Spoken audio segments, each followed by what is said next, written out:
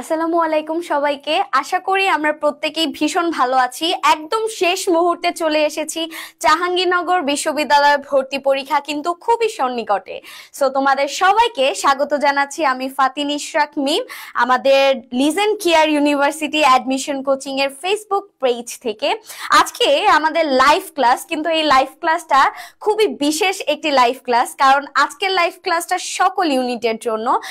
যেই ইউনিটেই ভর্তি পরীক্ষা দাও না কেন, তোমরা সবাই ইতোমধ্যেই জেনে গেছো যে আমাদের বাংলা বিষয়ের উপর কিন্তু তোমাদের প্রশ্ন থাকছে সকল ইউনিটে। সুতরাং কোন কোন ইউনিটে আমাদের বাংলার কোন কোন টপিকগুলো ইম্পর্টেন্ট এবং কি কি পড়তে হবে সেগুলো জেনে নিতেই আজকে আমাদের চূড়ান্ত সাজেশন ক্লাস, এবং সেটা অল ইউনিটের জন্য। সো সবাইকে স্বাগত জানাচ্ছি আমাদের আজকের ফেসবুক লাইভে। আমাদের লাইভ ক্লাসটিতে আজকে আমরা মাত্র একটি ক্লাসে যাবে সকল ইউনিটের বাংলা শেষ সেট টার্গেট নিয়েছি ইনশাল্লাহ। সো সবাইকে স্বাগত জানাচ্ছি। আমি আশা করি তোমরা প্রত্যেকেই ভালো আছো এবং আপুকে ঠিক মতো শোনা যাচ্ছে কিনা, নেট লাইট সাউন্ড সবকিছু ক্লিয়ার আছে কিনা সেটাও একটু কমেন্ট করে জানিয়ে দাও। এবং বহুদিন পরে আমরা যেহেতু পেজে লাইভে এসেছি আমি, সো সবাই একটু কমেন্ট করে জানিয়ে দাও যে কে কোথা থেকে আজকে আমাদের ক্লাসে যুক্ত আছো। আমি একটু পড়তে চাই। ওয়ালাইকুম আসসালাম, আমি আলহামদুলিল্লাহ অনেক ভালো আছি। শেষ মুহূর্তে আমি আসলে অধীর আগ্রহে বসে আছি যে আমার প্রিয় জুনিয়র আমাদের স্টুডেন্টরা আমাদের ক্যাম্পাসে আসবে এবং আমাদের ক্যাম্পাসে ভর্তি পরীক্ষা দিয়ে সবাই চান্স পেয়ে যাবে, সেই অপেক্ষায় আমরা দিন গুনছি। সো সবার জন্য শুভ কামনা রইল এবং একই সাথে সবাই একটু দ্রুত ক্লাসে যুক্ত হয়ে যাও, কারণ আজকের ক্লাসটা মহা গুরুত্বপূর্ণ। সেজন্য ক্লাসটা একটু নিজ নিজ টাইমলাইনে শেয়ার করে দিবে এবং এই ক্লাসটা যেন সবাই করতে পারে, সব বন্ধুরা করতে পারে। তোমরা অনেকেই হয়তো বা এই ইউনিটে পরীক্ষা দিবা, তোমার বন্ধু বি ইউনিটে পরীক্ষা দিবে, তোমার আরেক বান্ধবী সি ইউনিটে পরীক্ষা দিবে। সো সকল ইউনিটের জন্য আমাদের বাংলার কোথা থেকে প্রশ্ন আসে এবং এক্স্যাক্টলি কোন টপিকের কি পড়বো আমরা, সেগুলো নিয়ে আজকে আলোচনা, এবং সেই সাথে আমরা প্রতিনিয়তই বরাবরের মতো প্রশ্ন সমাধান করব ইনশাল্লাহ। সুতরাং আজকের ক্লাসটা কেউ যেন মিস না দেয় সেটা ইনশিওর করো। সবাইকে একটু মেনশন দিয়ে দাও এবং সেই সাথে নিজ নিজ টাইমলাইনে ক্লাসটা একটু দ্রুত শেয়ার করে দাও। আমি একটু দেখতে চাই যে যারা শেয়ার করেছো তারা একটু দ্রুত কমেন্টে শেয়ার ডান লিখে দাও। দ্রুত ফাস্ট করতে হবে শেয়ার ডান, এবং সেই সাথে আপুকে ঠিক মতো শোনা যাচ্ছে কিনা সেটা কমেন্ট করে দ্রুত জানিয়ে দাও যে সাউন্ড ওকে। এবং সেই সাথে তোমরা কারা কোথা থেকে ক্লাস করছো, কোথা থেকে যুক্ত হচ্ছ সেটাও একটু কমেন্ট করে জানিয়ে দাও। স্লোলি বলেন, আচ্ছা স্লোলি বললে ঘুমাই যাওয়া। ওকে, শোনা যাচ্ছে। ময়মনসিংহ থেকে, ওকে। সো ঢাকা থেকে, আচ্ছা আমি আরেকটু দেখতে চাই, দ্রুত বন্ধুদেরকে মেনশন দাও। দেখতে পাচ্ছি অনেকেই বন্ধুদেরকে মেনশন দিচ্ছ, দ্রুত একটু বন্ধুদেরকে মেনশন দিয়ে দাও। যারা সায়েন্সের রয়েছো, কমার্স থেকে পরীক্ষা দিচ্ছ, আইবি ইউনিটে পরীক্ষা দিচ্ছ, তোমরা অনেকেই বাংলা বিভাগের মানে বাংলা সাবজেক্টের আসলে অনেকেই হচ্ছে প্রিপারেশন সেই তুলনায় নিতে পারোনি এবং অনেকেই জানো না এক্স্যাক্টলি ওই ইউনিটে কোন কোন ক্ষেত্রে বাংলা গুরুত্বপূর্ণ, কোন টপিকগুলো আসবে। আমাকে প্রচুর পরিমাণে আমার স্টুডেন্টরা মেসেজ দিয়েছো যে বাংলা কোন ইউনিটের জন্য বাংলা ইম্পর্টেন্ট, কোনগুলো পড়বো। সো সবার জন্য আজকের ক্লাসটা, সবার জন্য প্রত্যেকেই যেন আজকের ক্লাসটা করতে পারে সেজন্য মেনশন দিয়ে রাখো এবং নিজ নিজ টাইমলাইনে ক্লাসটা একটু শেয়ার করে রাখো। ওকে, ছবিটা ভৌতিক না? আচ্ছা, পাবনা থেকে, গাইবান্ধা থেকে, মোহাম্মদপুর থেকে, টাঙ্গাইল থেকে, দিনাজপুর। ওকে, শেয়ার ডান, ভেরি গুড। ওকে, আমি আরেকটু দেখতে চাই কারা ক্লাসটা শেয়ার করেছে, সবাই একটু কমেন্ট করে জানিয়ে দাও যে শেয়ার ডান। কুমিল্লা থেকে, ই ইউনিটে এক্সাম দিব, অবশ্যই ইউনিটের জন্য আমাদের বাংলা কি কি থাকছে, কি কি ইউনিট থেকে কোন কোন টপিক থেকে প্রশ্ন আসে এবং একই সাথে ওই টপিকের স্পেশালি আমরা কি পড়বো সেটাও আমি বলে দিব ইনশাআল্লাহ। ওয়ালাইকুম আসসালাম। আচ্ছা, গাজীপুর থেকে, ফরিদপুর থেকে কমার্সের আমি, ওকে। ময়মনসিংহ থেকে, আনন্দমোহন কলেজ ময়মনসিংহ, ওকে। খুলনা থেকে বলছো, ওকে। ওয়ালাইকুম আসসালাম। যারা সালাম দিচ্ছ জামালপুর থেকে, আমাদের সাথে ইতোমধ্যেই আমাদের বাংলাদেশের সকল জায়গা থেকে আমরা দেখতে পাচ্ছি যে স্টুডেন্টরা যুক্ত হয়ে গেছো। সবাইকে ধন্যবাদ এবং স্বাগত জানাচ্ছি আমাদের আজকের ওয়ান শট ক্লাস, অর্থাৎ একটি ক্লাসই যাবে সকল ইউনিটের বাংলা শেষ।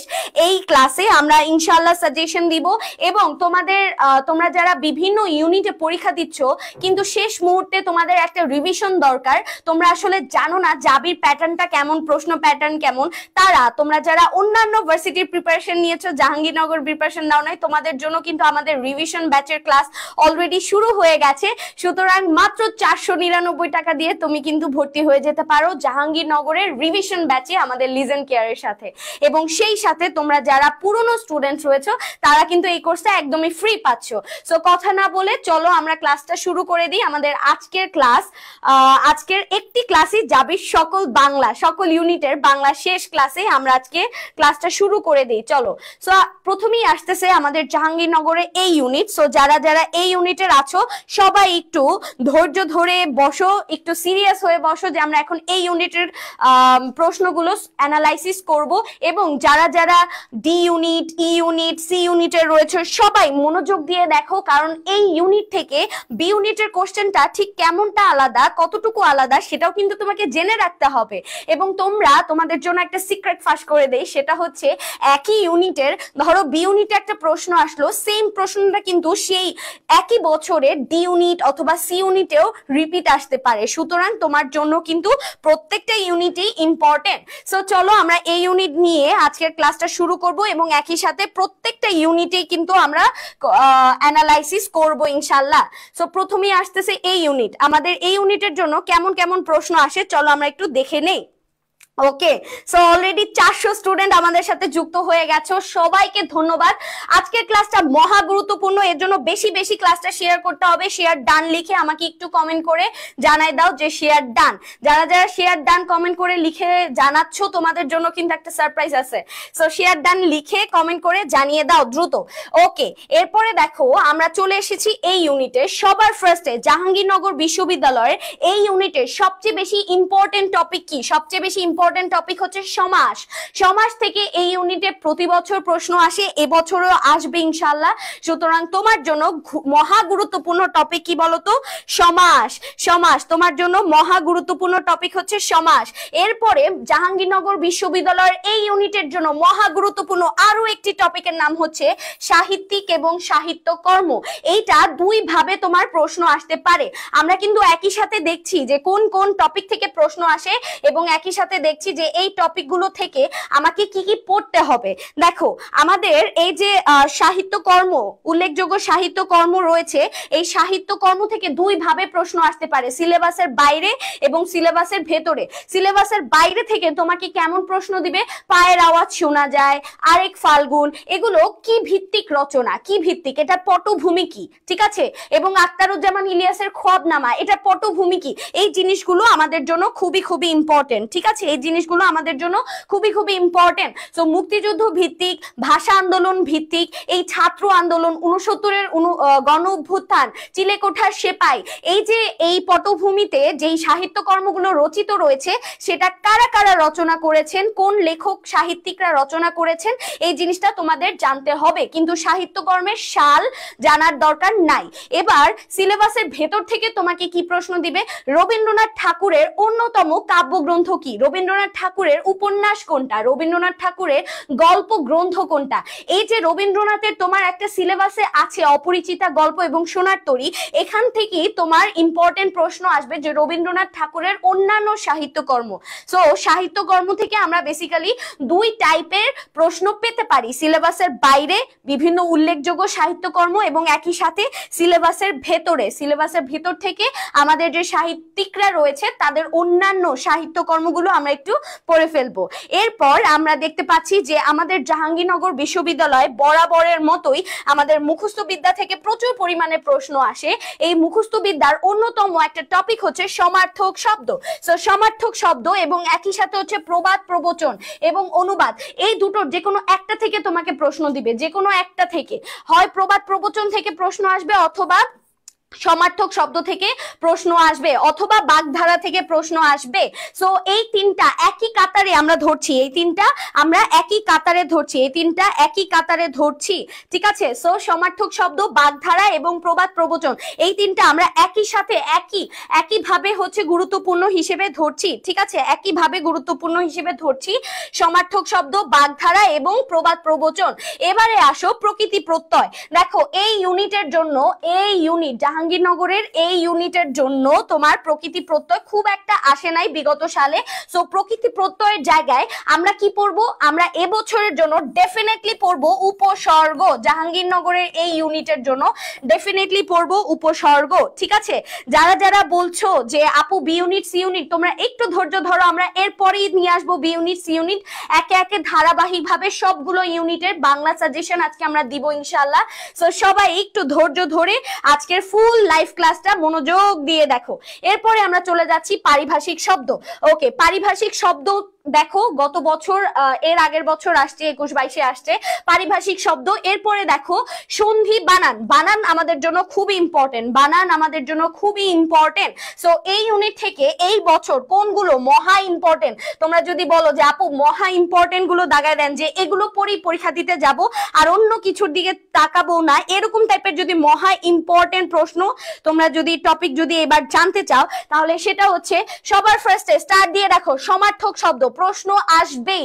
এরপরে স্টার্ট দিয়ে রাখো বানান, এখান থেকে প্রশ্ন আসবেই। জাহাঙ্গীরনগরের এবার এবছর প্রতি বছরই তোমরা দেখতে পাচ্ছ যে বানান থেকে প্রশ্ন আসে, সমার্থক শব্দ থেকে প্রশ্ন আসে। এরপরে সমাস, সমাস থেকে 100% এটা 3 স্টার দিয়ে রাখতে হবে। এটা যদি না পড়ো তাহলে পরীক্ষা দিতে আসার কোনো দরকার নাই। ওকে, তাহলে সমাস আমাকে পড়তেই হবে, বানান পড়তে হবে, সমার্থক শব্দ পড়তে হবে। এরপরে আমরা যেটা পড়বো ডেফিনেটলি উল্লেখযোগ্য সাহিত্যিক এবং সাহিত্য কর্মগুলো পড়ে ফেলবো ইনশাআল্লাহ। ওকে, সো বাকিগুলো তোমরা দেখতে পাচ্ছ যে কেমন টাইপের প্রশ্ন আসে। এবারে আমরা চলে যাচ্ছি জাবির বি ইউনিটে। জাবির বি ইউনিটের বাংলায় যেখান থেকে প্রশ্নগুলো আসে, তোমরা জানো যে বি ইউনিটে আমাদের জাহাঙ্গীরনগরে বাংলার জন্য কত নাম্বার বরাদ্দ আছে, একটু কমেন্ট করে জানাও তো বি ইউনিটে বাংলার জন্য কত নাম্বার বরাদ্দ আছে। যারা যারা বি ইউনিটে পরীক্ষা দিবা সবাই একটু হাত তুলো, কমেন্টে একটু সাড়া দাও যে কারা কারা বি ইউনিটে পরীক্ষা দিতে আসছো, কার প্রিপারেশন কেমন এবং বি ইউনিটে কত নাম্বারের বাংলা প্রশ্ন আসবে, সবাই একটু কমেন্ট করে জানাও। দ্রুত দ্রুত দ্রুত আপুকে একটু কমেন্ট করে জানিয়ে দাও। কারকো বিভক্তি এই ইউনিটে লাগবে না, এই ইউনিটে কারকো বিভক্তি লাগবে না, বাট ডেফিনেটলি সমাসটা দরকার, সমাস পড়বা, উপসর্গ পড়বা, ঠিক আছে? ওকে, সি ইউনিটের জন্য বলেন আপু এ থেকে ডিরেক্ট লাফ দিয়ে সি ইউনিটে যাওয়া যাবে না, বি শেষ করেই সি ইউনিটে যাবো ইনশাআল্লাহ, একটু সবর করতে হবে। এবারে দেখো বি ইউনিটের জন্য ইম্পর্টেন্ট কোনগুলো, বি ইউনিটের জন্য ইম্পর্টেন্ট কোনগুলো, দ্রুত দ্রুত দ্রুত 20 জাবিতে পরীক্ষা দিবেন অবশ্যই, সবাই জাবিতে পরীক্ষা দিবে। ওকে ওকে ওকে, একটু সরেন, আচ্ছা একটু সরা হইল বাপি ভাই। ওকে, সো 20 নাম্বার। ওকে, সো এই বি ইউনিটের জন্য আমাদের জন্য কোন জিনিসগুলো ইম্পর্টেন্ট একটু দ্রুত দেখে নেই। পাঠ্য বইয়ের বাইরে থেকেও আসে, লেখক পরিচিতি ভেতর থেকেও আসে। এক্স্যাক্টলি আমরা যেটা এই ইউনিটের জন্য পড়ছিলাম যে সাহিত্যকর্ম, সাহিত্যকর্ম ভেতর থেকেও আসে, বাইরে থেকেও আসে। এই যে উল্লেখযোগ্য সাহিত্যকর্ম, এখান থেকে আমাদের বিগত সালের রিসেন্ট 4টা বছরে কিন্তু প্রশ্ন আসছে, রাইট? আচ্ছা, সো এটা আমাদের বি ইউনিটের জন্য মহা মহা গুরুত্বপূর্ণ, বি ইউনিটের জন্য মহা মহা গুরুত্বপূর্ণ। পিছনে ভূমিকম্প। ওকে, জাস্ট আ মিনিট, মনে হয় এখন ঠিক হয়ে গেছে। ওকে, এখন ঠিক হয়ে গেছে। আচ্ছা, একটু ফোকাসের সমস্যা হয়েছিল। আচ্ছা, এরপরে আমরা দেখতে পাচ্ছি শব্দার্থ টিকা। তোমরা যারা আমার কাছে সাজেশন চেয়েছিলে যে আপু আমরা জাহাঙ্গীরনগরে বি ইউনিটে পরীক্ষা দিব, আমরা কি পড়ে আসব, তাদের জন্য সবচেয়ে গুরুত্বপূর্ণ হচ্ছে জাহাঙ্গীরনগরের বি ইউনিটে শব্দার্থ থেকে প্রশ্ন আসে এবং এই শব্দার্থটা হচ্ছে বাংলা প্রথম পত্র। বাংলা প্রথম পত্রের আমার যত গদ্য আছে, আমি একটু রেড পেন দিয়ে লিখি তাহলে দেখতে পারবা, গদ্য প্লাস পদ্য, বাংলা সাহিত্য বই থেকে, বাংলা প্রথম পত্রের গদ্য পদ্য থেকে আমার যত গদ্য পদ্যের যত শব্দ আছে, বইয়ের শেষে শব্দার্থগুলোই না, বইয়ের শেষে শব্দার্থগুলোই না, এর সাথে সাথে যে বইয়ের ভেতরে যে শব্দার্থগুলো রয়েছে সেই শব্দার্থগুলো হচ্ছে আমরা পড়বো। শব্দার্থ আমাদের বি ইউনিটের জন্য ইম্পর্টেন্ট। এবারে দেখো ভাষা, ভাষা থেকে আমরা কি পড়বো, বাংলা ভাষা কোত্থেকে আসছে, বাংলা ভাষার কোত্থেকে আসছে, এই বাংলা ভাষার যে লিস্টটা রয়েছে ডক্টর মোহাম্মদ শহীদুল্লাহর মতে ভাষা কোত্থেকে আসছে, এই জিনিসগুলো আমরা একটু পড়ে ফেলবো, ঠিক আছে? এরপর ধ্বনি ও বর্ণ প্রকরণ আর ধ্বনি পরিবর্তন, এই দুটোকে আমরা একটু একসাথে ধরবো। ধ্বনি ও বর্ণ প্রকরণ আর ধ্বনি পরিবর্তনকে আমরা একটু একসাথে ধরবো। ক্যামেরা হচ্ছে কাঁপতেছে, ফোকাসের সমস্যা মেবি। ওকে, তারপরে দেখো ধ্বনি প্রকরণ আর বর্ণ প্রকরণ আর ধ্বনি পরিবর্তন, এই তিনটা থেকে যে কোনো একটা টপিক থেকে তোমাকে মাস্ট বি প্রশ্ন দেয়া হবে। সেটা হতে পারে বর্ণ থেকে, সেটা হতে পারে ধ্বনি থেকে। এখান থেকে কেমন টাইপের প্রশ্ন আসবে? এখান থেকে প্রশ্ন আসবে, ওকে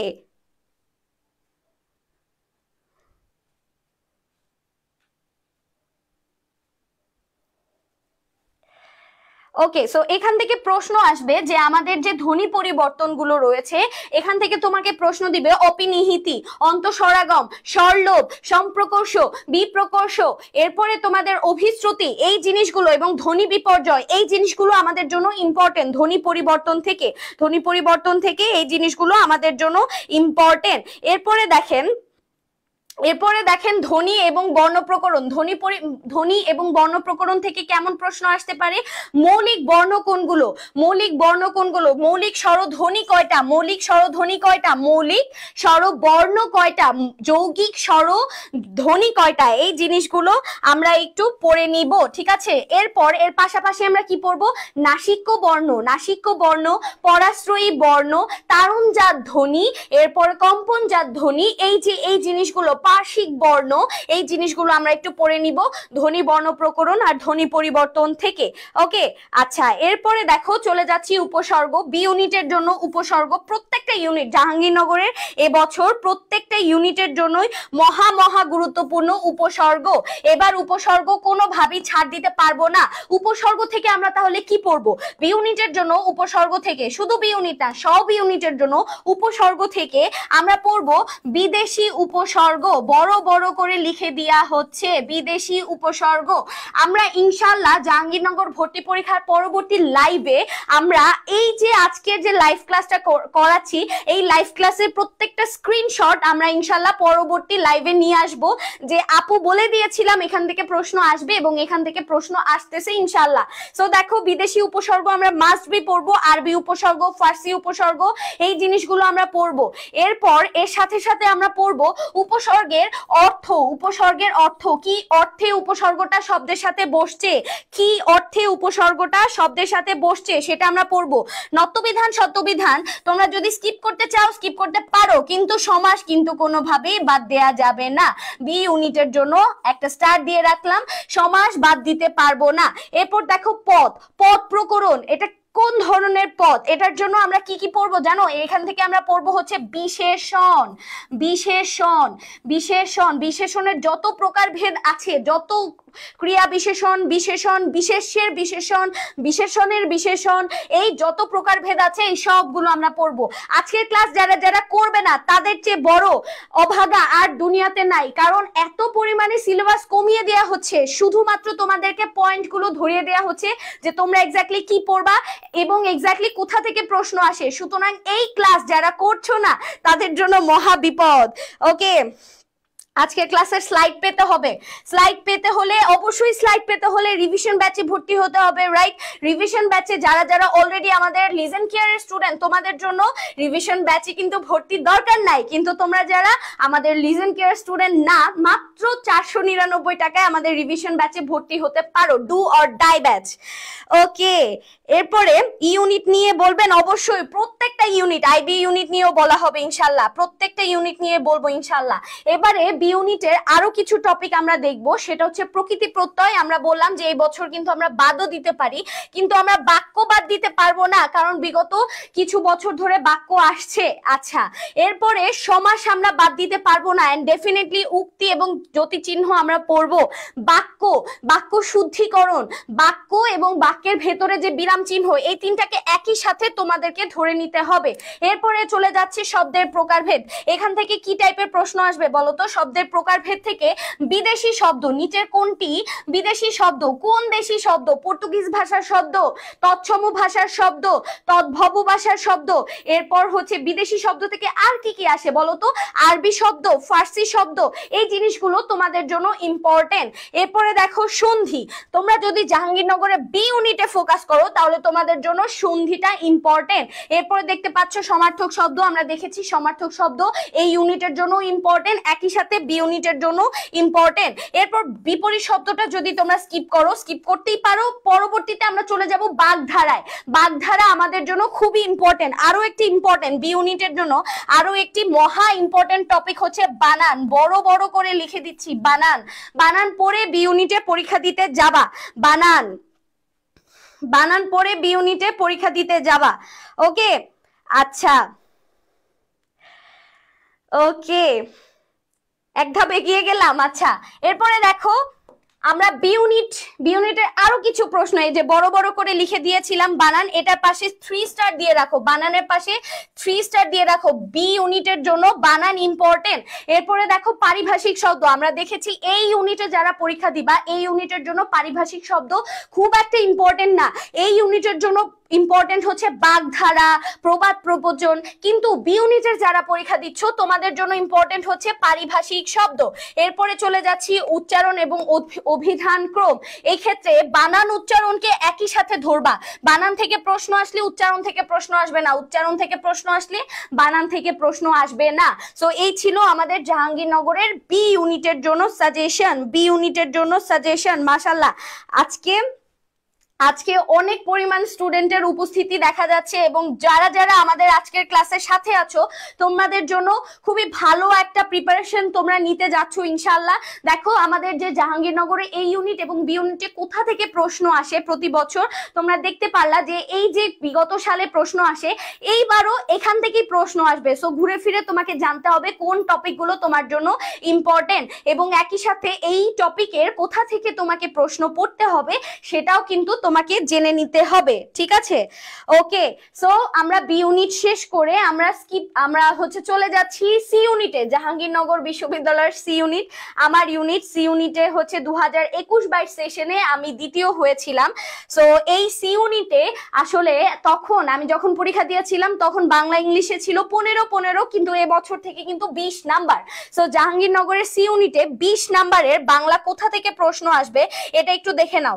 দেখো সি ইউনিটের আন্ডারে কিন্তু বাংলা বিভাগ আছে।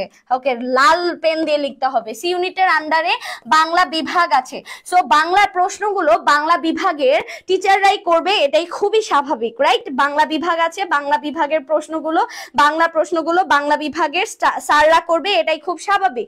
এখন দেখো এখান থেকে একটু ভিন্ন মাত্রায় প্রশ্ন আসে সি ইউনিটে। যারা প্রিপারেশন নিতে চাচ্ছ তোমাদের জন্য একটু দেখাই, তোমাদের এখান থেকে একটু ভিন্ন মাত্রায় প্রশ্ন আসে সি ইউনিটে। তোমাদের জন্য প্রশ্ন আসবে ছন্দ এবং মাত্রা থেকে। এক্ষেত্রে তোমরা একটু অক্ষরবৃত্ত ছন্দ, মাত্রাবৃত্ত ছন্দ, স্বরবৃত্ত ছন্দ, এই ছন্দগুলো কয় মাত্রার এটা একটু জেনে রাখবা। এটা কিভাবে জানবো? চলে আসো আমাদের জাবির রিভিশন ব্যাচে কিন্তু এগুলো সব পড়ানো হবে। যারা সি ইউনিটের জন্য প্রিপারেশন নিচ্ছ, আমি জাহাঙ্গীরনগর বিশ্ববিদ্যালয়ের বাংলা বিভাগে পড়াশোনা করছি। সো বাংলা বিভাগে পড়াশোনা করে তোমাদের সাথে বাংলা নিয়ে আলোচনা করব আমাদের জাবির কিন্তু রিভিশন ব্যাচে। সো সবাই দ্রুত জাবির রিভিশন ব্যাচে কিন্তু ভর্তি হয়ে যাও। এরপরে দেখো ছন্দ মাত্রা, এটা কিন্তু এই ইউনিটেও আসবে না, বি ইউনিটেও আসবে না, আসবে কোথায়? সি ইউনিটে ছন্দ মাত্রা থেকে প্রশ্ন করবে। এরপরে দেখো ডেফিনেটলি জাহাঙ্গীরনগরের ভর্তি পরীক্ষার সি ইউনিটে ডেফিনেটলি সাহিত্য থেকে প্রশ্ন আসবে। বঙ্কিমচন্দ্র চট্টোপাধ্যায়ের উপন্যাস, মাইকেল মধুসূদন, দীনবন্ধু মিত্রের নাটক, এই জিনিসগুলো আমাদের জন্য খুবই ইম্পর্টেন্ট। সাহিত্য থেকে তোমাদের প্রশ্ন আসবে, এটা সিলেবাসের বাইরে থেকে প্রশ্ন আসবে। এবার কিভাবে প্রশ্ন আসবে, সিলেবাসের বাইরের কোন জায়গা থেকে প্রশ্ন আসবে সেটা জানতে হইলে কি করতে হবে? জাবির রিভিশন ব্যাচে ভর্তি হয়ে যেতে হবে, যেখানে আমি তোমাদেরকে বিস্তারিত ইউনিট ভিত্তিক তোমাদেরকে সাজেশন গুলো দিব ইনশাআল্লাহ। কোন জায়গা থেকে প্রশ্ন আসে সেগুলো নিয়ে আলোচনা করব ইনশাআল্লাহ। দ্রুত ভর্তি হয়ে যাও। এবার গান এবং গানের রচয়িতা, এখান থেকে প্রশ্ন আসবে। দেখো আমার সোনার বাংলা, এই গানটা একটা বাউল গান থেকে নেওয়া হয়েছে, আমি কোথায় বাপো তারে। এবং একই সাথে দেখো 52 ভাষা আন্দোলনের যে গানটা রয়েছে আমার ভাইয়ের রক্তে রাঙানো, এটা সুরকারকে, এটা গীতিকারকে, এখান থেকে তোমাকে প্রশ্ন দেয়া হবে। কিংবা এই যে মহুয়ার পালা, ময়মনসিংহ গীতিকা, এই গানগুলো কোথায় লেখা হয়েছে, এটা কে সম্পাদনা করেছেন, ময়মনসিংহ গীতিকা কে সম্পাদনা করেছে, এখান থেকে তোমাকে প্রশ্ন দেয়া হবে। এরপরে দেখো সহপাঠ, সহপাঠ। এই যে সহপাঠ মজিদ এবং সিরাজউদ্দৌলার নাটক, এখান থেকে কি একটু আগে দেখেছো এই ইউনিট বি ইউনিটে প্রশ্ন আসছে, আসে নাই, বাট সি ইউনিটে আসবে। সি ইউনিটে তোমার জন্য মজিদ এবং সিরাজউদ্দৌলা অপেক্ষা করছে। ওকে, সো এটা তোমাদের জন্য ইম্পর্টেন্ট। গদ্য পদ্য থেকে বরাবরই প্রশ্ন আসছে, আসবে। গদ্য পদ্য থেকে কোথা থেকে প্রশ্ন আসবে? ডেফিনেটলি গদ্য প্রত্যেকটা গদ্য রিডিং পড়ে আসবা, প্রত্যেকটা গদ্য রিডিং পড়ে আসবা। গদ্য থেকে তোমাকে এমসিকিউ প্রশ্ন দেবে, ভেতর থেকে এমসিকিউ প্রশ্ন দেয়া হবে, অথবা শূন্যস্থান পূরণ দেয়া হবে, শব্দার্থ প্রশ্ন দেয়া হবে। এরপর পদ্য থেকে প্রশ্ন থাকবে, আগের লাইন কি, পরের লাইন কি, শূন্যস্থানে কি বসবে, শব্দের অর্থ কি। সো আমাদের জন্য সি ইউনিটের জন্য মহা ইম্পর্টেন্ট। দেখো সি ইউনিটের প্রশ্ন প্যাটার্নটা পুরোপুরি আলাদা। প্রশ্নের মান কত? এখানে প্রশ্নের মান হচ্ছে 20। এই 20-এর মধ্যে সবচেয়ে বেশি প্রশ্ন এসেছে কবি বা লেখক পরিচিতি। এটা একদম সিলেবাসের ভেতর থেকে আসবে, সিলেবাসের ভেতর থেকে আসবে, সিলেবাসের ভেতর থেকে কবি বা লেখক পরিচিতি থেকে প্রশ্ন আসবে।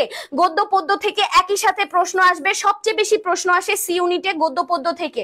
এরপর মজিদ এবং সিরাজউদ্দৌলা অর্থাৎ সহপাঠ থেকে ছন্দমাত্রা পড়ে আসবে। এবং এটা যারা পারো না দ্রুত রিভিশন ব্যাচে ভর্তি হয়ে যাও, আমরা কিন্তু রিভিশন ব্যাচে এটা নিয়ে আমি পড়াবো।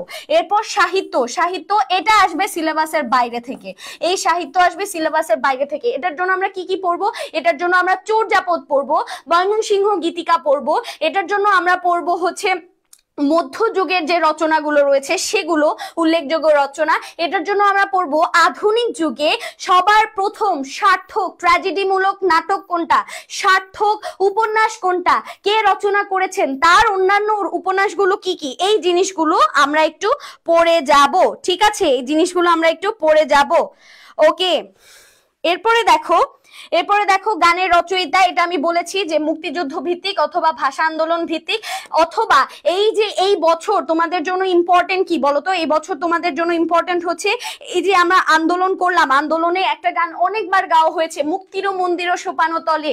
এবং আন্দোলনে আমরা যেই গানগুলো গিয়েছি খুবই ইম্পর্টেন্ট, আন্দোলনে আমরা যেই গানগুলো ব্যবহার করেছি, মুক্তির মন্দির সোপানো তলে, তারার ওই লৌহ কপাট, এই গানগুলো সিমিলার যে গানগুলো আমরা গিয়েছি ছাত্র আন্দোলনের সময়, সেই গানগুলোর রচয়িতা কে, এইখান থেকে তোমাদের 100% কিন্তু প্রশ্ন আসার সম্ভাবনা রয়েছে।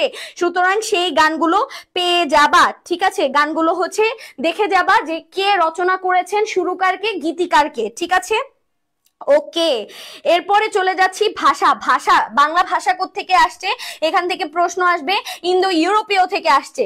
ডেফিনেটলি সি ইউনিটের জন্য ইম্পর্টেন্ট হচ্ছে ধ্বনি এবং সমাস। দেখো সমাস, এটা নিয়ে আলাদা করে কিচ্ছু বলবো না। সমাস হচ্ছে আমাদের জাহাঙ্গীরনগরের প্রত্যেকটা ইউনিটের জন্য ইম্পর্টেন্ট, প্রত্যেকটা ইউনিটের জন্য, জাহাঙ্গীরনগরের প্রত্যেকটা ইউনিটের জন্য সমাস ইম্পর্টেন্ট। সো সমাস শর্ট সিলেবাসে হবে, হ্যাঁ শর্ট সিলেবাসে হবে, কিন্তু এই যে সাহিত্য কর্মগুলো আসছে সিলেবাসের বাইরে, এটা ফুল সিলেবাসের ভেতর থেকেও আসবে না, এটা আসবে একদমই সিলেবাসের বাইরে।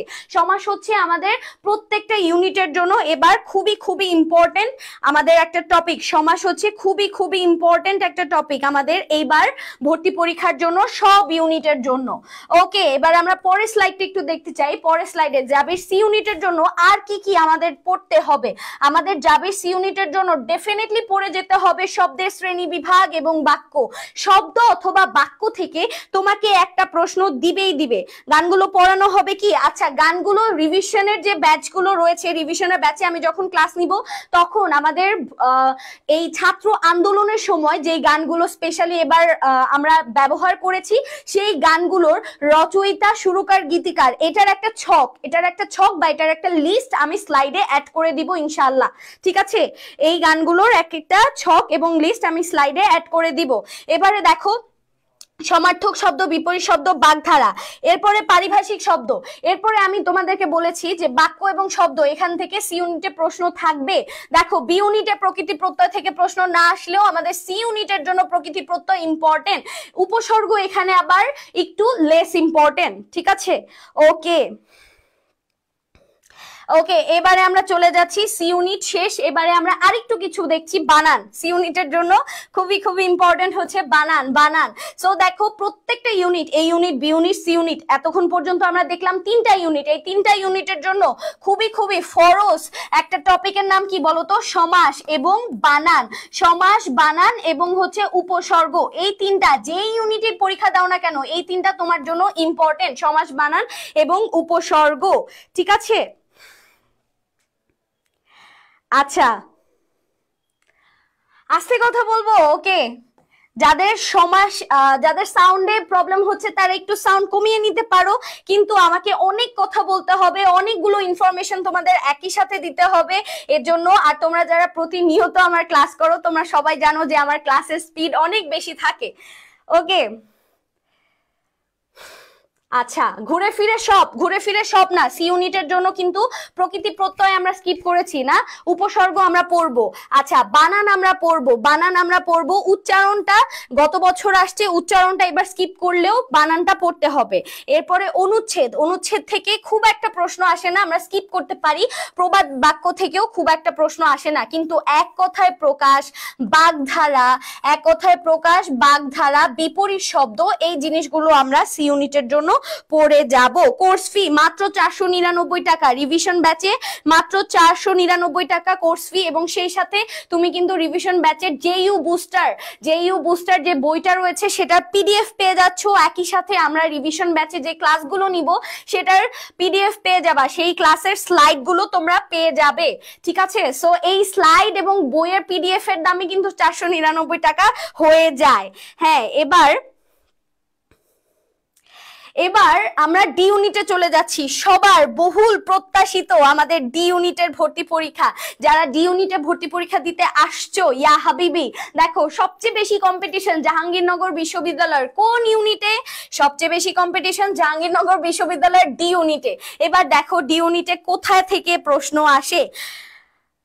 সব পড়া লাগবে সিতে না, সব পড়া লাগবে না সিতে দেখেছো যে একটু প্রশ্ন প্যাটার্ন কিন্তু আলাদা। ঠিক আছে? বিরোচন পার্টটা, লিসেন কেয়ার, সাজেশন, হ্যাঁ বিরোচন পার্টটা রিভিশন যে ব্যাচটা চলবে সেই রিভিশন ব্যাচে বিরোচন পার্ট থেকে স্পেসিফিক্যালি তুমি প্রতিশব্দ থেকে কি কি পড়বা, বাগধারা থেকে কি কি পড়বা, সেগুলো নিয়ে আলোচনা করব ইনশাআল্লাহ। এরপরে দেখো ডি ইউনিটে নিয়ে আমরা এখন আলোচনা করছি। দেখো ডি ইউনিটে সবচেয়ে বেশি ভর্তি পরীক্ষায় শব্দ টপিক থেকে প্রশ্ন আসছে হচ্ছে সমার্থক শব্দ এবং আমাদের সাহিত্যিক ও সাহিত্যকর্ম, এই দুটো থেকে সবচেয়ে বেশি প্রশ্ন আসছে। এবং একই সাথে বানান আমাদের ডি ইউনিটের জন্য খুবই খুব ইম্পর্টেন্ট। দেখো ডি ইউনিটে যদি ভর্তি পরীক্ষা দিতে চাও, খুব বেশি ইম্পর্টেন্ট না, তোমাকে গদ্য পড়তে হবে, পদ্য পড়তে হবে, এগুলো তোমাদের জন্য ইম্পর্টেন্ট না। ঠিক আছে? ওকে, 1 টাকা দামের চকলেট কুরিয়ারে পাঠাই দিব। সালমা, তুমি যদি চান্স পাও জাহাঙ্গীরনগরে আইসো, তোমাকে 1 টাকা না, তোমাকে আমি চা খাওয়াবো, সমস্যা নাই। জাহাঙ্গীরনগরে ভর্তি পরীক্ষা দিতে আইসো, চা খাওয়াই দিব আপু। ওকে, এবারে এক কথায় প্রকাশ এবং বাগধারা, পারিভাষিক শব্দ। দেখো এই 3টা হচ্ছে একই সাথে বিরোচন পার্ট, তাই না? বিরোচন পার্ট আমরা যারা সায়েন্স ফ্যাকাল্টিতে পরীক্ষা দিব, এই ইউনিট অথবা ডি ইউনিট, এদের জন্য মুখস্থ বিদ্যাটা খুব ইম্পর্টেন্ট। মুখস্থ বিদ্যা, বিরোচন পার্ট, কারণ তাদের জন্য কিন্তু গদ্য পদ্য থেকে প্রশ্ন খুব একটা আসে না, তাদের জন্য কোথা থেকে প্রশ্ন আসে?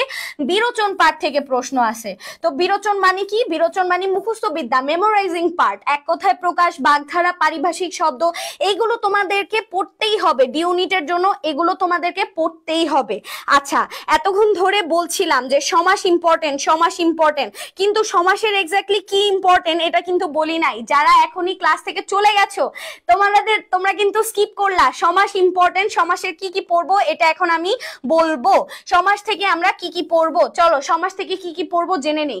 সমাস থেকে সবার ফার্স্টে আমাদেরকে পড়তে হবে হচ্ছে তৎপুরুষ সমাস। সমাস থেকে কি কি পড়বো? রেড পেন ইউজ করি। ওকে, আমরা পড়বো হচ্ছে তৎপুরুষ সমাস। তৎপুরুষ সমাস থেকে যত ধরনের তৎপুরুষ সমাস আছে সবগুলো আমরা পড়বো। ঠিক আছে? নয়ও তৎপুরুষ সমাসও আমরা পড়বো, উলুক তৎপুরুষ সমাসও আমরা পড়বো। ঠিক আছে? সমাস থেকে আমরা তৎপুরুষ সমাস পড়বো। বহুব্রীহি সমাস থেকে আমরা ব্যতিহার বহুব্রীহি সমাস পড়বো। ব্যতিহার বহুব্রীহি সমাস পড়বো, তৎপুরুষ সমাস পড়বো। এরপরে আমরা কি পড়বো? মধ্যপদলোপী কর্মধারয় সমাস। সমাস পড়বো। ঠিক আছে, সমাস থেকে আমরা মধ্য পদলোপী কর্মধারয় সমাস পড়বো। চলে গেলাম, মিস করলা। হ্যাঁ, সমাস থেকে এই unit, B unit, C unit সব ইউনিটে প্রশ্ন আসে, আমরা একটু আগেই দেখছি। বাট এখন আমরা দেখতেছি সমাস থেকে আমরা কি কি পড়বো। সবার ফার্স্টে কি সমাস শুরু হয়? দ্বন্দ্ব সমাস।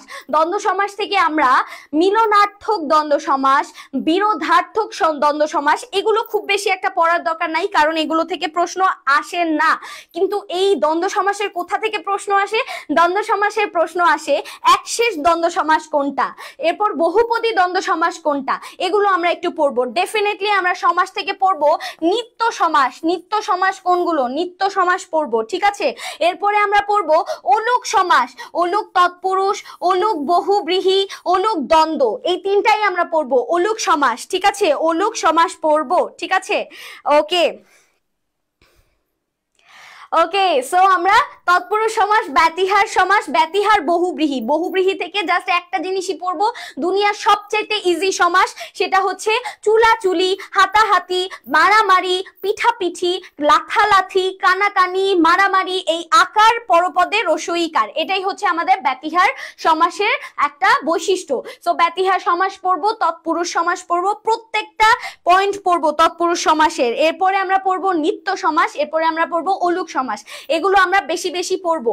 এরপরে আমরা পড়বো বহুব্রীহি সমাস। বহুব্রীহি সমাসের যে প্রকারভেদ গুলো রয়েছে, সেই বহুব্রীহি সমাস কোনটা সেটা আমরা একটু চিনতে শিখবো। ঠিক আছে, আচ্ছা এবার দেখো, জাহাঙ্গীরনগরের ডি ইউনিটের জন্য আমাকে কারক পড়ে যেতে হবে। কারক, সন্ধি, সন্ধিটা যদি আমি একটু স্কিপ করতে চাই, দেখো সন্ধি থেকে আমাদের কতবার প্রশ্ন আসছে। সো ডি ইউনিটের জন্য সন্ধি ইম্পর্টেন্ট।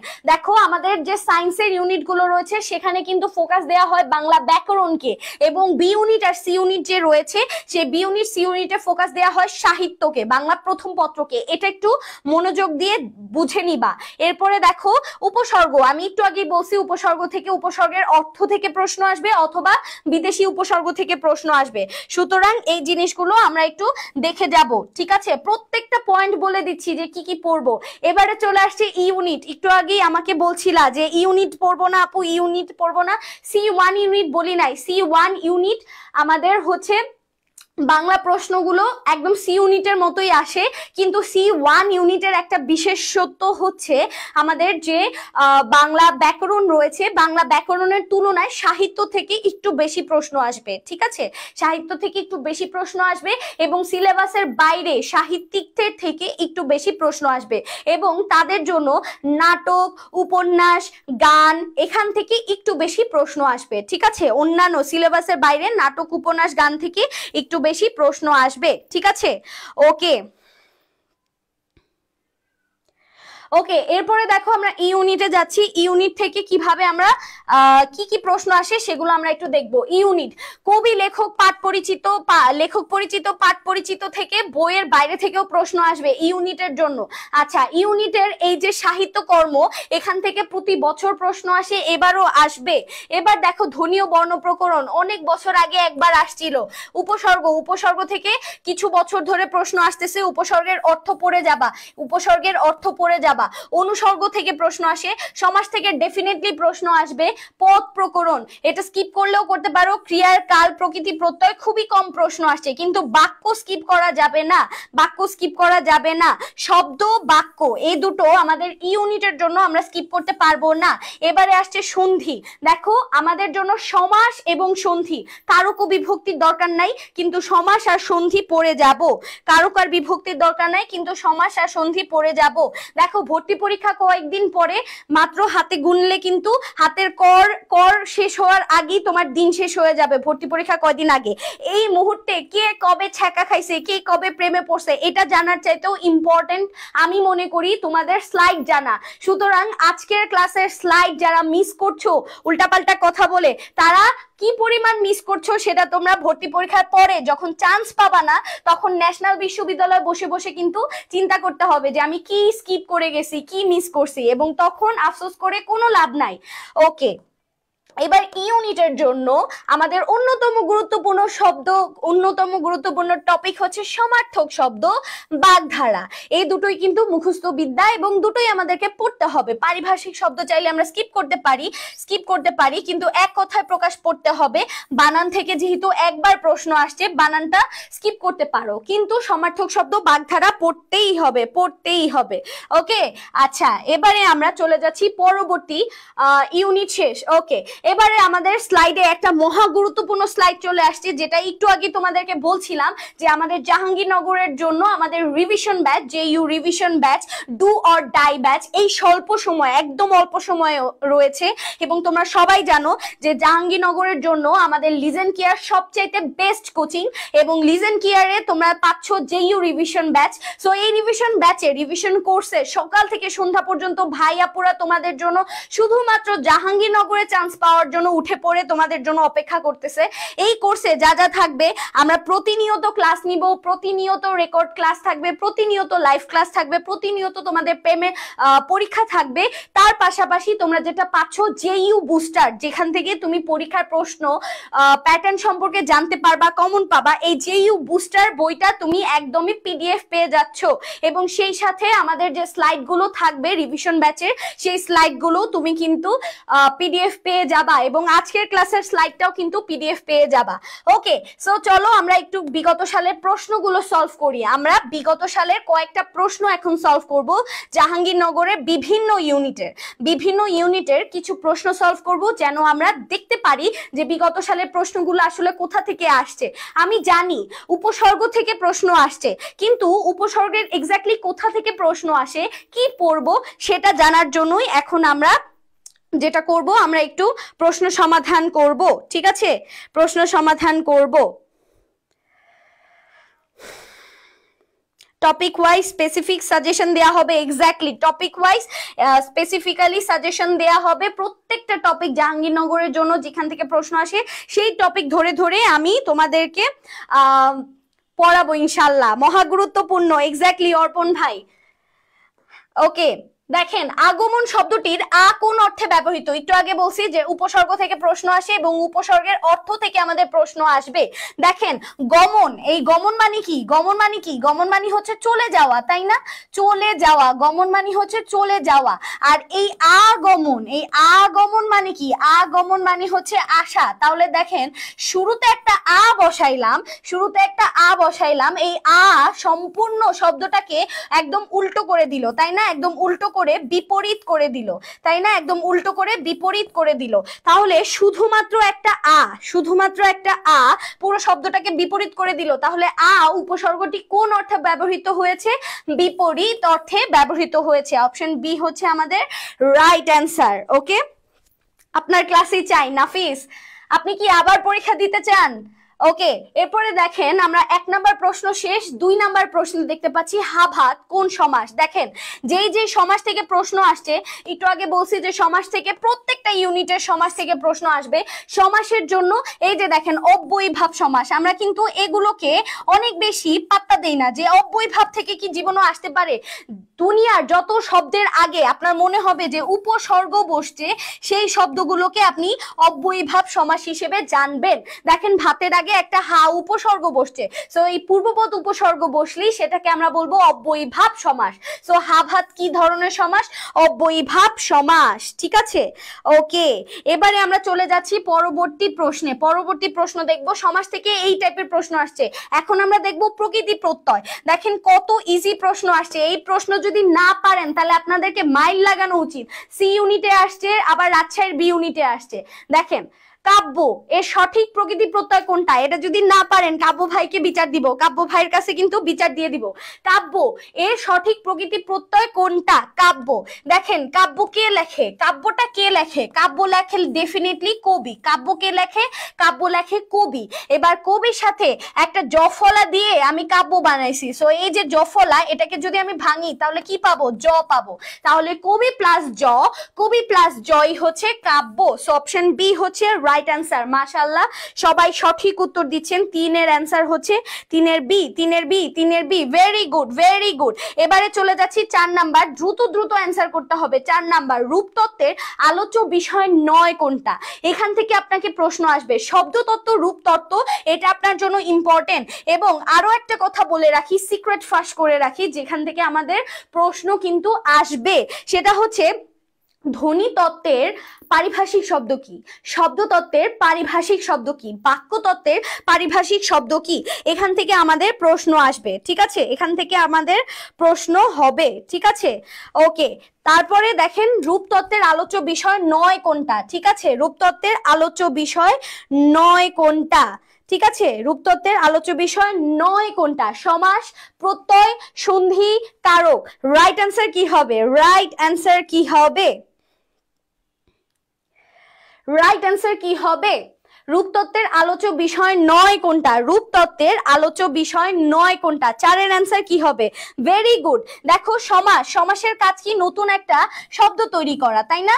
নতুন একটা শব্দ তৈরি করা। সো শব্দ নিয়ে খেলাধুলা করলেই সেটা কোথায় চলে যাবে? রূপতত্ত্বে আলোচ্য বিষয় হয়ে যাবে, ঠিক আছে? ওকে, এরপরে দেখো যে প্রত্যয়, প্রকৃতি প্রত্যয় কিসের সাথে যুক্ত হয়? প্রত্যয়, প্রত্যয় তো শব্দ মূলের সাথে যুক্ত হয়। সো শব্দ মূলের সাথে যেটা যুক্ত হচ্ছে সেটা প্রত্যয়। সো ডেফিনেটলি এটা রূপতত্ত্বের আলোচ্য বিষয়। এরপরে দেখো কারক, কারকগুলো কোথায়? বাক্যের যে শব্দগুলো, সেই শব্দগুলো ক্রিয়াপদের সাথে সম্পর্ক। কারকও কোথাকার শব্দ? এটা হচ্ছে রূপতত্ত্বের আলোচ্য বিষয়। কিন্তু সন্ধি, সন্ধি যেটা হয় সেটা হচ্ছে ধ্বনির সাথে ধ্বনির মিলন, তাই না? ধ্বনির সাথে ধ্বনির মিলনকে আমরা বলতেছি সন্ধি। সো সন্ধি হচ্ছে আমাদের রূপতত্ত্বের আলোচ্য বিষয় 9 হচ্ছে সন্ধি। সি হচ্ছে রাইট অ্যান্সার। পরবর্তী প্রশ্ন, কোনটি সম্মুখ সংবৃত স্বরধ্বনি? উ, এ, ও, ই। রাইট অ্যান্সার কি হবে? সম্মুখ সংবৃত স্বরধ্বনি, সম্মুখ সংবৃত স্বরধ্বনি কোনটা হবে? রাইট অ্যান্সার কোনটা হবে? শব্দতত্ত্ব, মরফোলজি, এক্স্যাক্টলি, ঠিক আছে? ওকে,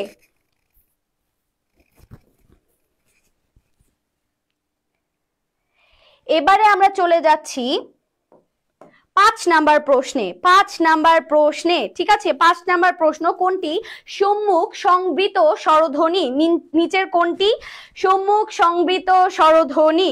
নিচের কোনটি সম্মুখ সংবৃত স্বরধ্বনি? ঠিক আছে, উ, এ, ও, ই। রাইট অ্যান্সার কি হবে? রাইট অ্যান্সার কি হবে? ওকে, আমি 2 টাইপের প্রশ্ন দেখতে পাচ্ছি, উ এবং ই। রাইট অ্যান্সার কি হবে?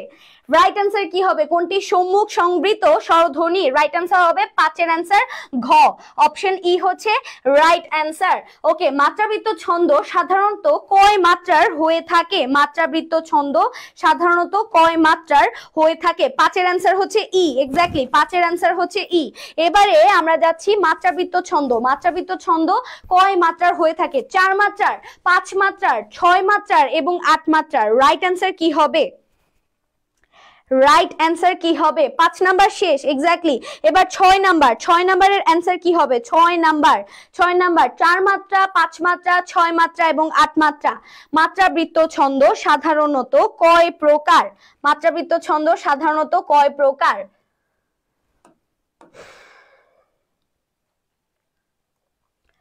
ওকে, মাত্রাবৃত্ত ছন্দ সাধারণত কয় প্রকার? এখানে আমি একটা দ্বন্দ্ব দেখতে পাচ্ছি। এখানে দেখতে পাচ্ছি অনেকে বলতেছে 8 মাত্রা, অনেকে বলতেছে 6 মাত্রা। তাহলে রাইট অ্যান্সার কি হবে বলো তো? মাত্রাবৃত্ত ছন্দ।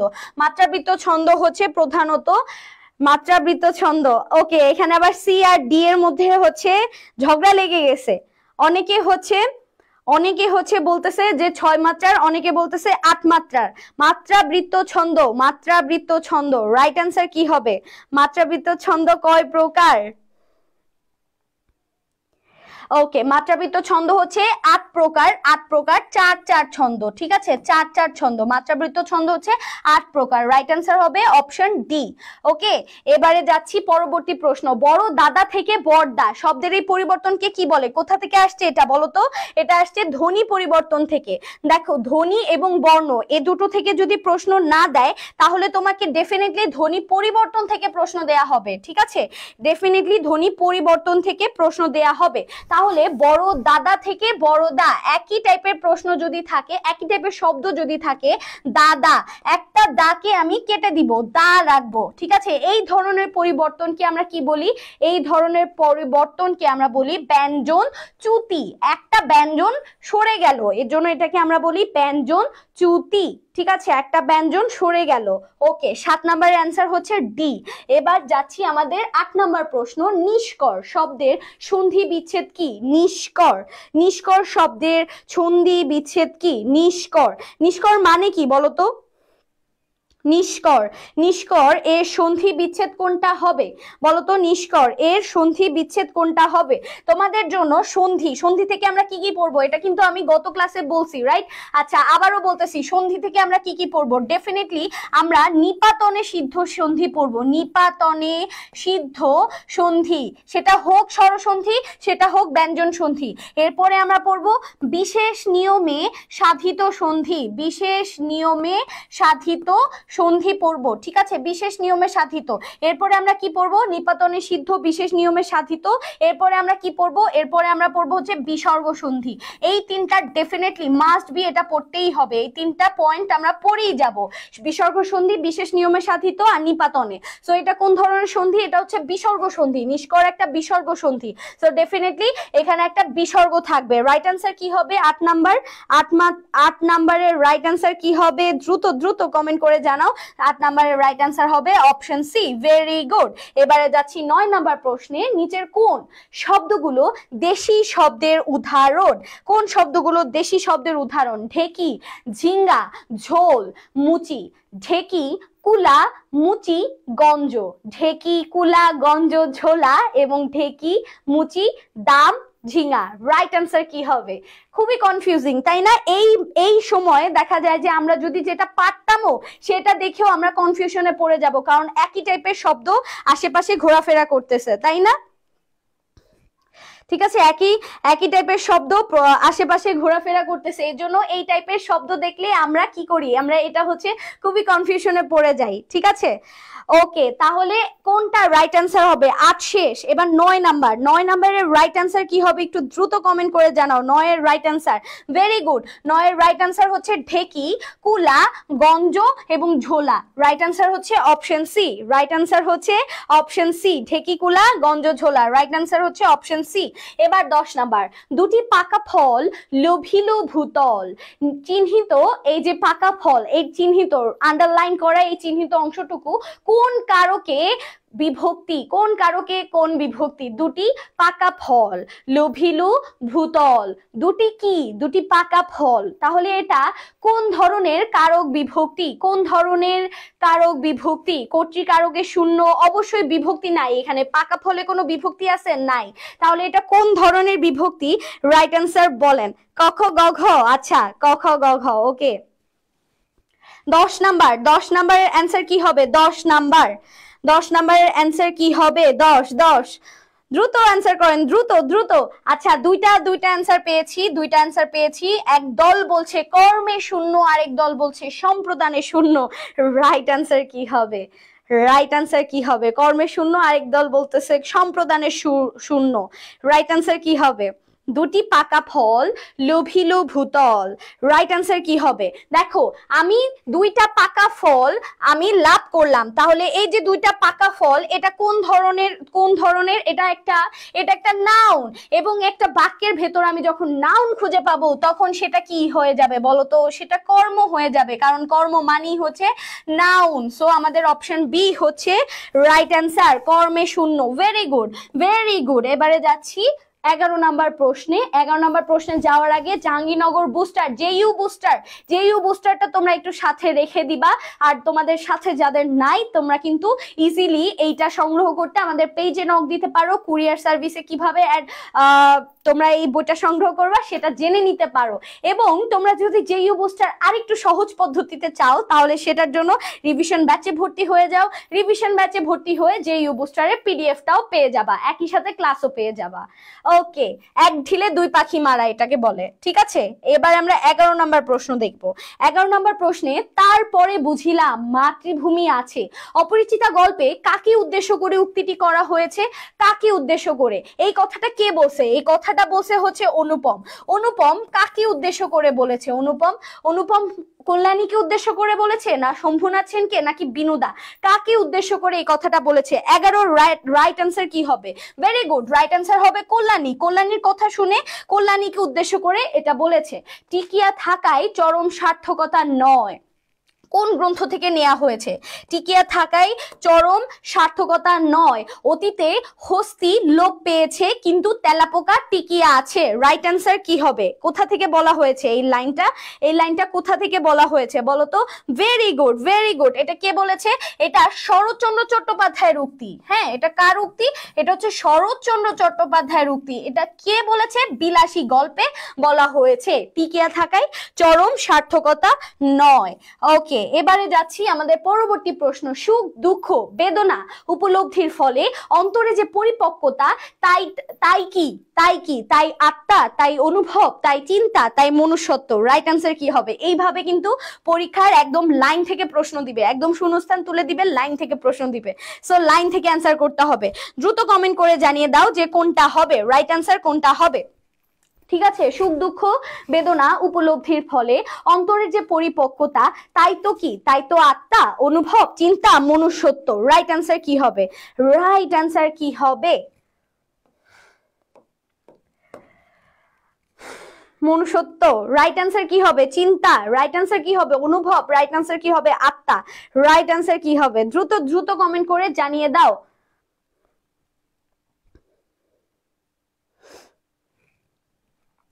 সুখ দুঃখ বেদনা, ওকে, আমি অনেকগুলো অ্যান্সার পাচ্ছি। অনেকে বলতেছো আত্মা, অনেকে বলতেছো মনুষ্যত্ব, আর কেউ কিছু বলছো 13 নাম্বার প্রশ্ন। 13 নাম্বার প্রশ্ন আর কেউ কিছু বলছো? বলো নাই। আচ্ছা, তাহলে রাইট অ্যান্সার কি হবে? রাইট অ্যান্সার কি হবে? সুখ দুঃখ বেদনা উপলব্ধির ফলে অন্তরের যে পরিপক্কতা, তাই তো কি? দ্রুত কমেন্ট করো তো, দ্রুত কমেন্ট করো তো। এটা কোথা থেকে নেওয়া হয়েছে বলো তো? আমার পথ প্রবন্ধ থেকে নেওয়া হয়েছে। আমার পথ প্রবন্ধ থেকে নেওয়া হয়েছে। কোথা থেকে নেওয়া হয়েছে?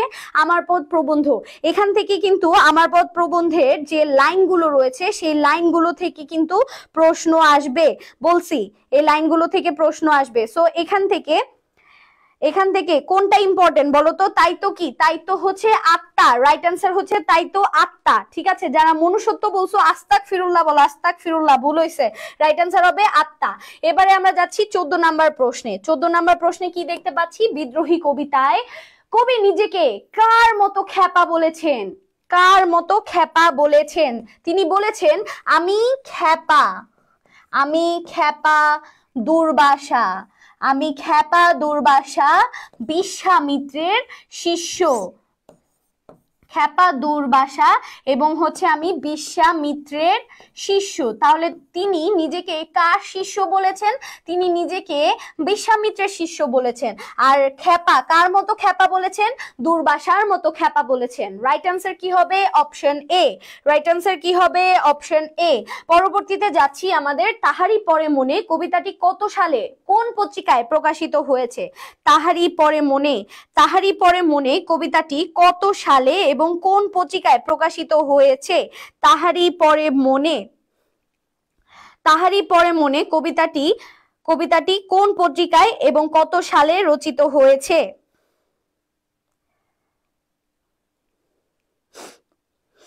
তাহারি পরে মনে, তাহারি পরে মনে 15 নাম্বার। 15 নাম্বারের রাইট অ্যান্সার কি হবে? আমাদের মাসিক মোহাম্মদী থেকে আমাদের রচিত হয়েছে। 15 অ্যান্সার হচ্ছে অপশন বি। ওকে, পরবর্তীতে 16 নাম্বার প্রশ্ন। 16 নাম্বার প্রশ্ন, নিচের কোনটি সুকান্ত ভট্টাচার্যের সাহিত্যকর্ম নয়? সাহিত্যকর্ম নয়। মিঠে করা অভিযান, এক মুঠো ঘুম নেই, ঘুম নেই ছাড়পত্র একদমই হচ্ছে তার সাহিত্যকর্ম। তাহলে রাইট অ্যান্সার কি হবে? কোনটা না, কোনটা না আমাকে বলছে, তাই না? আমাদের মাসিক মোহাম্মদী, এক্স্যাক্টলি। হ্যাঁ, এরপরে আমাদের নিচের কোনটি সুকান্ত ভট্টাচার্যের সাহিত্যকর্ম নয়? সাহিত্যকর্ম নয় কোনটা? সুকান্ত ভট্টাচার্যের সাহিত্যকর্ম নয় কোনটা? রাইট অ্যান্সার কি হবে? 16। 16 নাম্বারের রাইট অ্যান্সার হবে এক মুঠো। 16 অ্যান্সার হবে অপশন সি, এক মুঠো। ওকে, এবারে দেখো কনসালটেন্ট, কনসালটেন্টের বাংলা পরিভাষা কি? উপদেষ্টা, বিশেষজ্ঞ, এনজিও প্রতিনিধি, চিকিৎসক। রাইট অ্যান্সার কি হবে? কনসালটেন্ট। এটা কিন্তু পারিভাষিক শব্দ থেকে আসছে, তাই না? পারিভাষিক শব্দ থেকে আসছে কনসালটেন্ট। কনসালটেন্টের বাংলা পারিভাষিক শব্দ।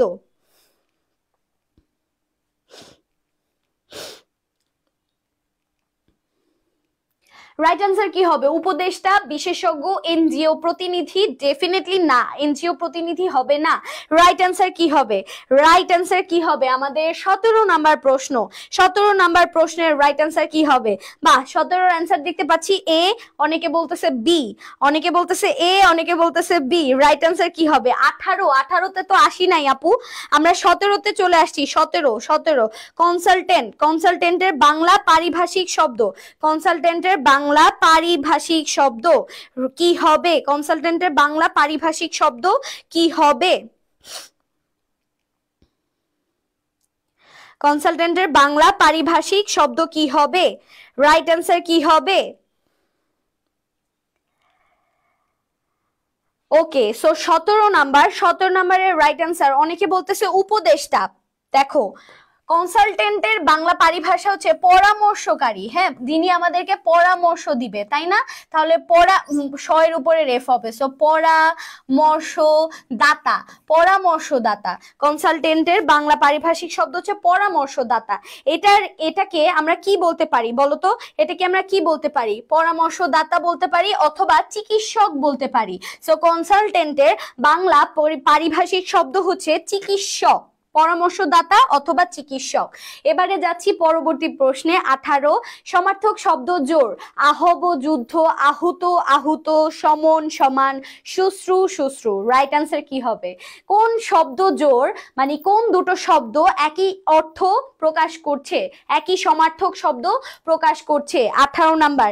এই টাইপের প্রশ্ন শুধুমাত্র জাহাঙ্গীরনগরই দেখতে পারবা। এই টাইপের প্রশ্ন জাহাঙ্গীরনগরের প্রশ্নে আবার আস্তাগফিরুল্লাহ। হ্যাঁ, ওকে, আচ্ছা এরপরে বইয়ে উপদেষ্টা দেয়া আছে। আচ্ছা উপদেষ্টা দেয়া আছে। আচ্ছা এটার মানে হচ্ছে পরামর্শদাতা অথবা চিকিৎসক, দুটোর একটা হইতে হবে।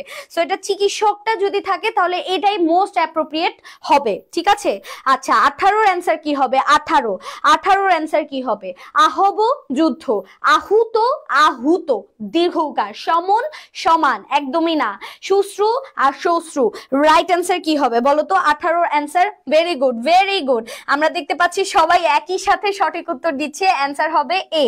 এবারে যাচ্ছি আমাদের পরবর্তী প্রশ্ন। তুর্কি নাচন বাগধারাটির অর্থ কি? তুর্কি নাচন, তোমরা কি কেউ তুর্কি নাচ দেখছো? তুর্কি নাচ দেখছো? তুর্কি নাচন, এই তুর্কি নাচন বাগধারাটির অর্থ কি? তুর্কি নাচন বাগধারার অর্থ হচ্ছে একদম হুলস্থুল একটা অবস্থা, নাজেহাল অবস্থা, হুলস্থুল অবস্থা। এই হুলস্থুল অবস্থা, নাজেহাল অবস্থাকে আমরা রাইট আনসার হিসেবে দাগ দিচ্ছি অপশন সি কে, হুলস্থুল কাণ্ড। এটাকে আমরা বলছি তুর্কি নাচন। তুর্কি নাচন মানে হচ্ছে একটা হুলস্থুল, একটা অরাজকতা, একটা একদম খুবই কি বলে বলতো, একদম ঝামেলা হয়ে গেছে পরিবেশে, সেটাকে বলে তুর্কি নাচন।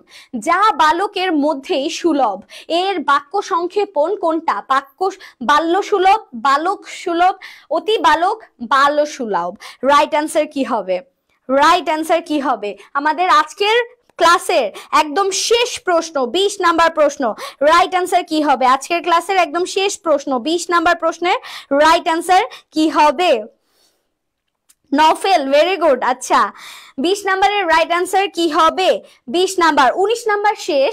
এবারে আমরা 20 নাম্বারের রাইট অ্যান্সার একটু দ্রুত দেখতে চাই। আজকে আমাদের শেষ প্রশ্নের উত্তর, যা বালকের মধ্যেই সুলভ, এটার বাক্য সুলভ, এটার বাক্য সুলভ, এটার বাক্য সংক্ষেপণ কোনটা হবে? বাক্য সংক্ষেপণ কোনটা হবে? ওকে, আমরা দেখতে পাচ্ছি অনেকেই বলতেছো যে বালক সুলভ অথবা অনেকেই বলতেছো বাক্য সুলভ। রাইট অ্যান্সার কি হবে বলো তো? রাইট অ্যান্সার হবে হচ্ছে বাল সুলভ। রাইট অ্যান্সার হবে বাল সুলভ। রাইট অ্যান্সার হবে অপশন ডি। অপশন ডি হচ্ছে আমাদের রাইট অ্যান্সার। যারা বলতেছো বাল্য সুলভ বা বালক সুলভ, এটা আস্তাগফিরুল্লাহ বলো, এটা ভুল। রাইট অ্যান্সার হচ্ছে বাল সুলভ। ঠিক আছে, আমাদের অপশন ডি হচ্ছে আমাদের রাইট অ্যান্সার। ওকে, সো এরই মধ্য দিয়ে আমরা 20টা প্রশ্ন সলভ করলাম এবং একই সাথে সবগুলো ইউনিটের ভর্তি পরীক্ষার বাংলা প্রস্তুতি কিভাবে নিবা, বাংলা প্রস্তুতি কোন কোন জায়গা থেকে প্রশ্ন আসে সেগুলো আমরা অ্যানালাইসিস করলাম। সো আজকের ক্লাসটা আমার মনে হয় তোমাদের জন্য ভীষণ গুরুত্বপূর্ণ ছিল। সবার জন্য ধন্যবাদ আজকের ক্লাসে শেষ পর্যন্ত সাথে থাকবার জন্য, এবং পরবর্তীতেই তোমাদের ক্লাসে আবারও দেখা হয়ে যাবে আমার সাথে ইনশাল্লাহ। আর যারা যারা রিভিশন ব্যাচে আছো দ্রুত ভর্তি হয়ে যাও, যারা হও নাই এখনো সবার জন্য শুভকামনা এবং দেখা হবে আমাদের রিভিশন ব্যাচে। সো আজকের ক্লাস এতটুকুই, সবার জন্য ধন্যবাদ এবং আল্লাহ হাফেজ।